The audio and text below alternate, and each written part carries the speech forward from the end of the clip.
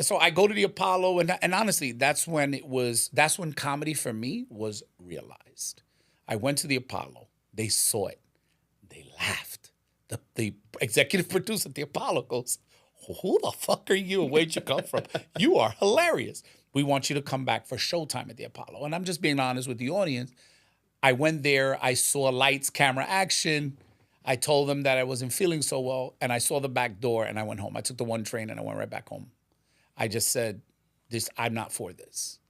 7 years after that is when I literally did my first stand-up at a comedy club. 7 years after. No shit. It took 7 years to build up the courage and courage to actually write comedy and go do it.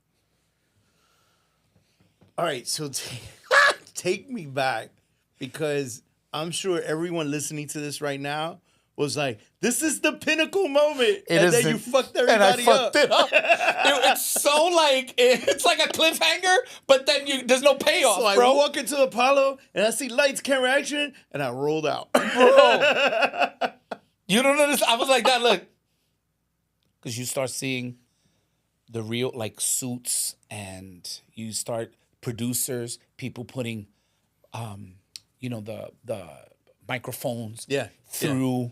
And stand here and look over there and don't touch that. And, speak on that, 1, 2, 3, 1, 2. I mean, me cagué. I was like, what the fuck am I doing here? I work at Bally's Total Fitness. Do you ever think, like, ever sit down and daydream what it would have been like?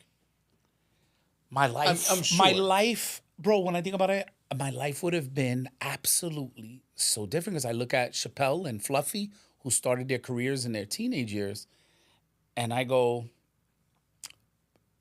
I'm grateful I waited 7 years. I'm not resentful.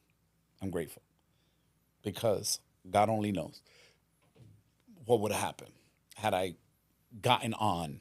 Drugs, alcohol. At 19, just the influence. The influence. The women, the travel. everything.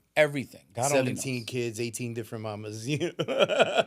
Everybody who you watch Yeah. and you see, like I said, Chappelle is like that one person that I'm like, I watch very carefully, because it's a story of, right? It's Tale of Two Resilience Cities. and Offered $50 million and literally down. had to back it down because of the fear of what he could potentially be, what this could potentially mean. And also, who's in control at that point. right. So I'm grateful, because at starting 7 years later, the focus was a lot different. And the energy was different, because now I had and especially now, But at that 50, night, though, you're sitting on the train, you're headed back home. Like, what's in your head right now? I should turn back. I used to go back, but then they won't have me back because I left, Yeah. Like it was 1,000 emotions on that one train, on the one train back home. It was disappointed. I was mad, and I was also safe. The one thing about entertainment, bro, is an unsafe space. It's an unsafe space. For anybody wanting to do this or dreaming of doing it, you see actors, fresh new actors, you see the look on their face. It's one of fear, it's not one of, excitement and like drive. It's more fear. It's fear of failure. It's being turned down. It's the fear of like, you're not good enough.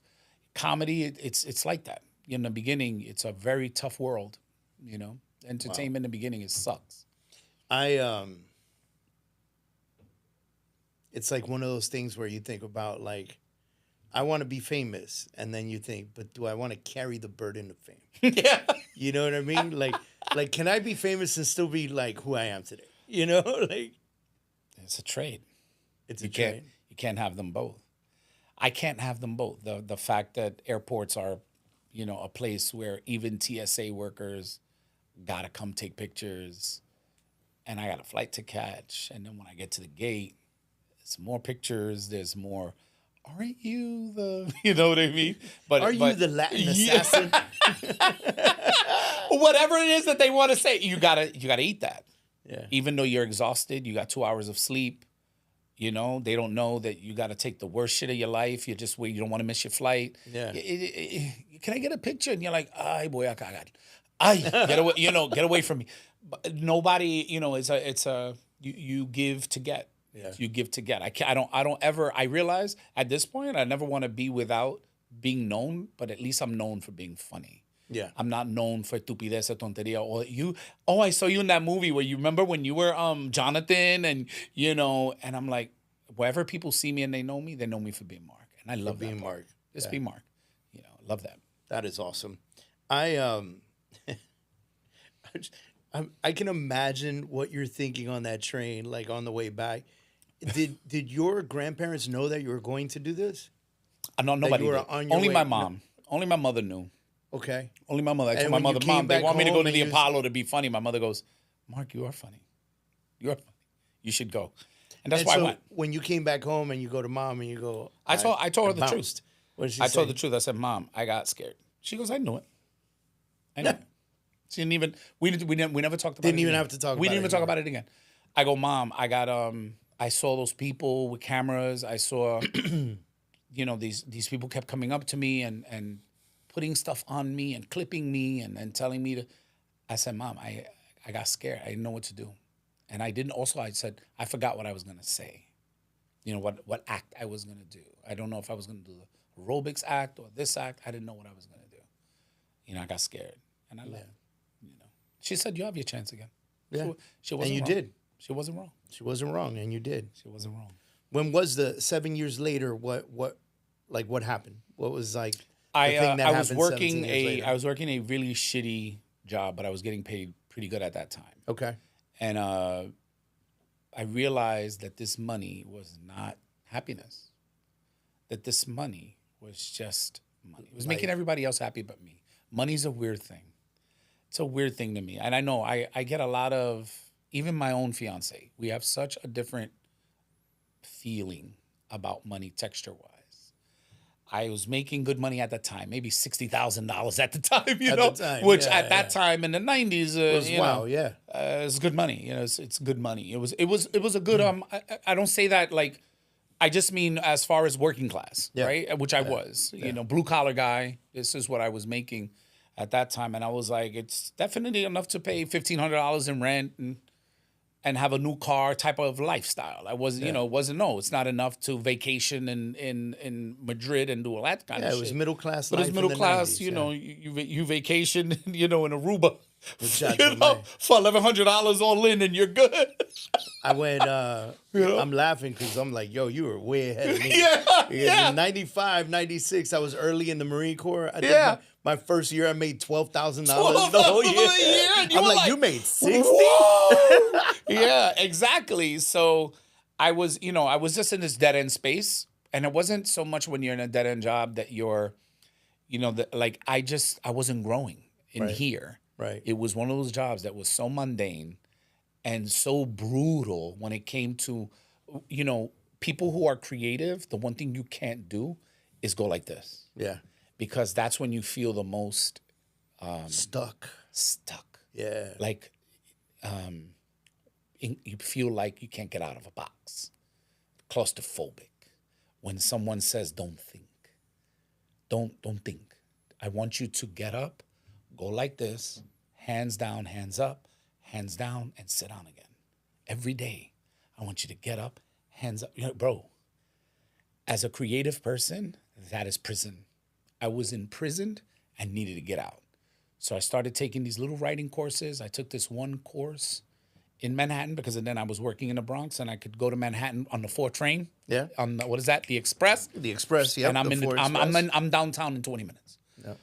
Took a writing course, and then after that writing course, I took a workshop from the comedy club, from Stand Up New York, where they had, once you're done with your course, if you want to perform, we will give you 5 minutes. That was February 2001. It's December of 2025, and I've not stopped doing comedy since that day. I've never taken a day off, a weekend off, or nothing. Not where I didn't anticipate. Right. But I haven't been off. You've just been all in since 2001. So that's now, incredible, man. I've never put it down. COVID, nothing stopped the creativity. But in the beginning, that was the beginning. That was the first day. and the end of living a normal life. Because once you do that, and once you start to become friends with other comedians, now the creativity is on turbo. So what was that decision making process like? Like, I understand that you weren't crazy about your job, but there was a steady income there, and now you make this decision to be a broke comedian because every new comedian is a broke comedian, right? Yeah. It's like a singer, actor, like it's creative work, and you're banking that you're going to do the work necessary to make it. Yeah, but you don't. Dave, it doesn't even work that way. I was doing comedy I had gotten on TV and was still at my day job. Not the sucky one. I wound up leaving that job, thank God, and going to a really better job. Okay. And the beauty about the new job that I took was that I was very honest with my new boss. And I told her, I do stand-up comedy at night. I just want to tell you. So some days I won't be able to get in super early because I've been out all night. Is that okay with you? I'll work later, but sometimes I can't be in at like 8:30. And she said, you work, I was a director already by then. Yeah. And she goes, you work the hours that you work. As long as you get your hours in, I have no issue with that. She goes, I'm the same way. I come in a little later, but I work until 7 p.m. every night. I said, we'll be here until 7 every day together. Because I was leaving that job at 7, and instead of going home, I was going straight to Manhattan, and I was performing from 8 until midnight. Every night? Mm-hmm. Every single night. And for no pay. At that time, very little, if 0 to no pay. But there were shows out Long Island. There were shows all over the place. But that's what I did. I made my money in the daytime. And these people that own these places that you're performing at, they make a killing. They make a killing on alcohol and food, y esto, y otro, and they look at you and go, nice job, buddy. Pat on the back. You're welcome to come back tomorrow if you want. Here's the thing, so you know. Dave Chappelle, Chris Rock, Robin Williams, Billy Crystal, Tracy Morgan, they were regulars coming in and out of those comedy clubs. Making no money, Robin Williams would come in and do a set for free. He was a guest. Jerry Seinfeld, free. They come in and do a guest spot, they're not getting paid, but they're working. That's how you learn that this art of comedy is something that you work. And you do it for free until someone's willing to pay for it. Yeah. Then when they pay for it, then the ceiling becomes limitless. Because Chappelle can charge $50 million for one special. He's done that. Yeah. And they've paid it. Yeah. So. Yeah. But the reason why they paid it is because the times that he was out there for free, he was learning his stroke. Built it up. Right? Picasso had a bunch of shit that was valued at 0. Yeah, that we don't know anything about. Pero se murió él, right? Now he's dead. Go ahead and find one of those sketches now. Yeah. And they're worth hundreds of millions. Yeah. Hey, everyone. David Adam Kurz here. And if you're watching this, I want to thank you for being a part of Forged into Man. A lot of people that watch this show aren't subscribed yet, and your support truly matters. When you subscribe, like, and share these conversations, it helps us bring more powerful stories to the table, create more episodes, and keep the movement going. So if this conversation has impacted you, hit that subscribe button. It helps us more than you know.